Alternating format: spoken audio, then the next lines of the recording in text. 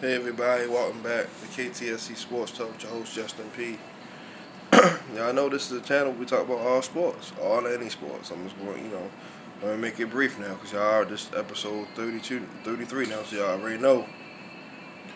Y'all already know what it is.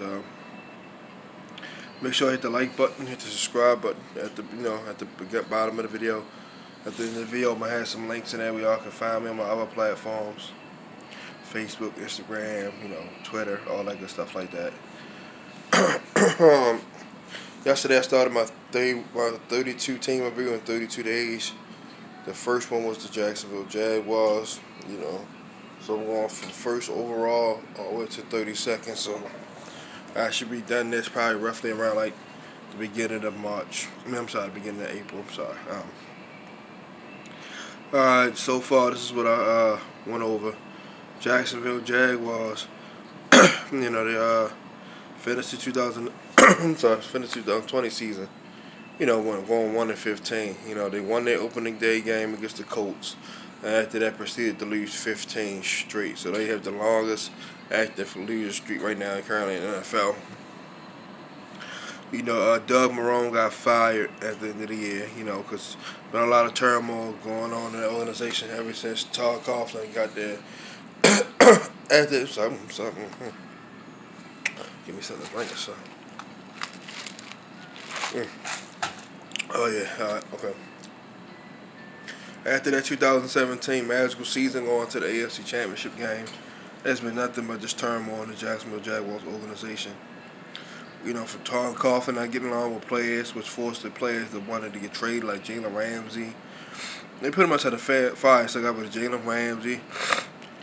Talvin Smith prematurely retired. I don't know. I heard from a good friend of mine who lives in Duval. It says he's possibly trying to make a comeback. I guess he's missing that money. Calais Campbell wanted out. They traded him to us, which we're thankful for. AJ Boyer got traded to Denver now, who got cut. Only piece they still have from that team that I can think of offhand is Miles Jack. And I think one of the offensive linemen, like D.D. Westbrook. And that's about it, because Fournette's gone. He got cut. Proceeded to go and get signed with the Tampa Bay Buccaneers and won a Super Bowl. So it was like they just went to a fire sale. They're in a complete rebuild mode. They hired Urban Meyer from Ohio State and Florida Gator head coach. He has 3 national championships. He has 2 with Florida and 1 with Ohio State. So he has a real good college resume. He's the only man that has a winning record versus Nick Saban in college football. Because he beat him at LSU and he beat him at Alabama. So that's Urban Meyer. Urban Meyer's the only coach that's time enough for him. And of course, I'm gonna give Dabo his credit. He beat Nick several times. So. But those guys are the 2 top 3 coaches in college football now. He's going into the NFL level, which is obviously different. You know what I mean? So like I said, to our knowledge, he doesn't have any NFL coaching experience. Like Saban did. He was a defensive coordinator with the Browns. Then he went to LSU. Then he went to Miami Dolphins. Took over that job. Did fairly decent with 9-7 and all that. 2 times. Then he took over the Alabama job, and the rest is history there. So like I said, Urban Meyer's coming into a situation like he got a lot of work to do. But sorry, what the fuck? Yeah, he's coming into a situation where he has a lot of work to do. Like I said, they got a lot of holes. But the good thing is they have the first overall pick in the draft, or the first overall pick in each round.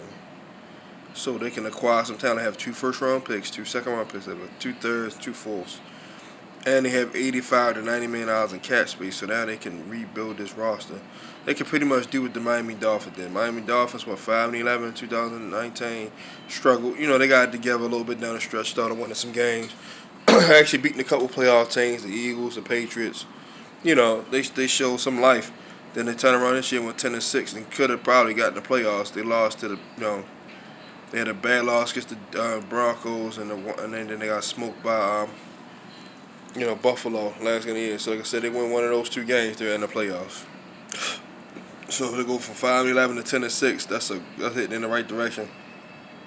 And now the Dolphins have the third overall pick for Nick, which they got from Larry Tunsil. So not only were they a top team, now they get the third pick. So if Jacksonville can follow that blueprint, they can be in that same situation. So they can go from pretender to contender in one off season. Because like I said, it's a tax-free state. Everybody wants to come there. It's a nice sunshine state. It's pretty nice down there.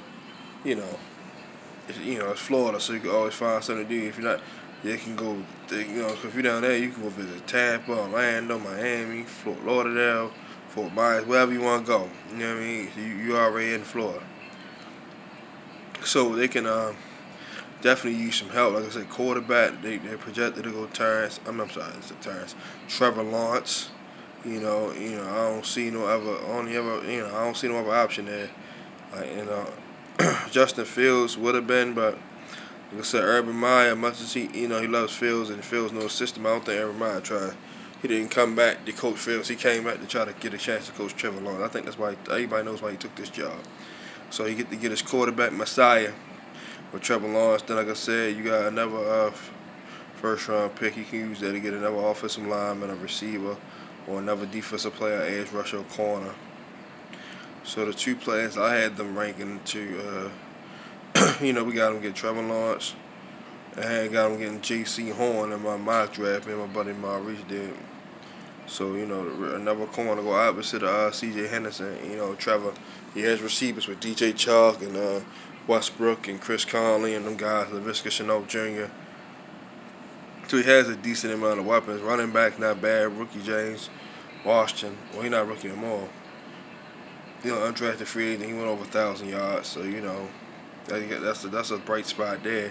They probably could still use a running back, though, to help out.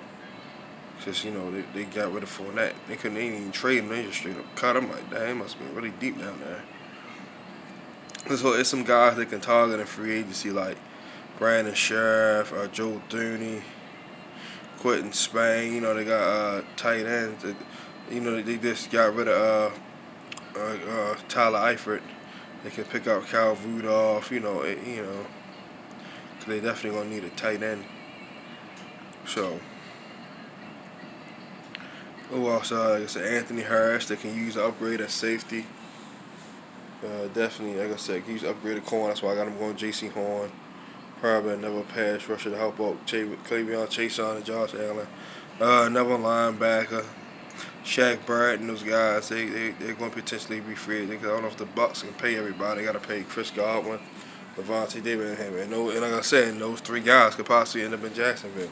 Jacksonville got enough cap space to sign all three of them.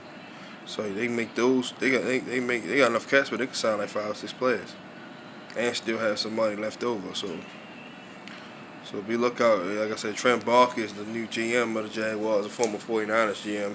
Him and Jim Harbaugh couldn't get along. That's why Harbaugh went, stepped down, went back to college football to coach Michigan, because him and Trent Baalke couldn't get along. So as long as Trent Baalke and Urban Meyer seeing eye to eye, and Shad Khan, I think the Jaguars will be fine, man. Because like I said, they got a lot of draft picks, got a ton of cap space, so they can make it work. They just got all be on the same page. Cause they have a very, very young team. That division not as tough as everybody think it is, Indianapolis losing Philip Rivers, the game cost them went, so they still should be pretty competitive. Texans all messed. The Titans,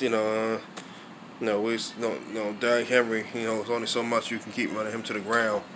Tannehill eventually is going to show his true colors. So the only really stable team is the Indianapolis Colts now, by them getting went. So the Jaguars can definitely be in the mix.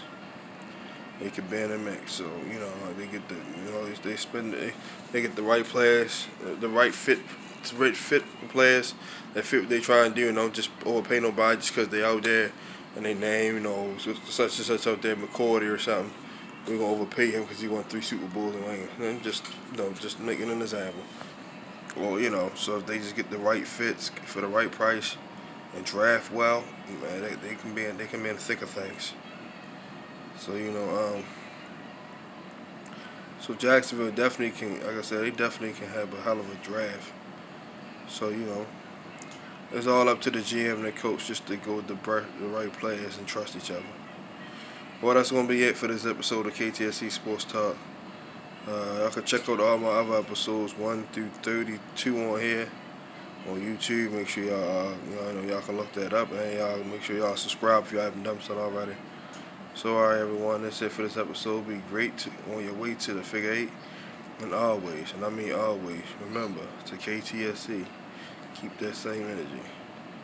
I'm out.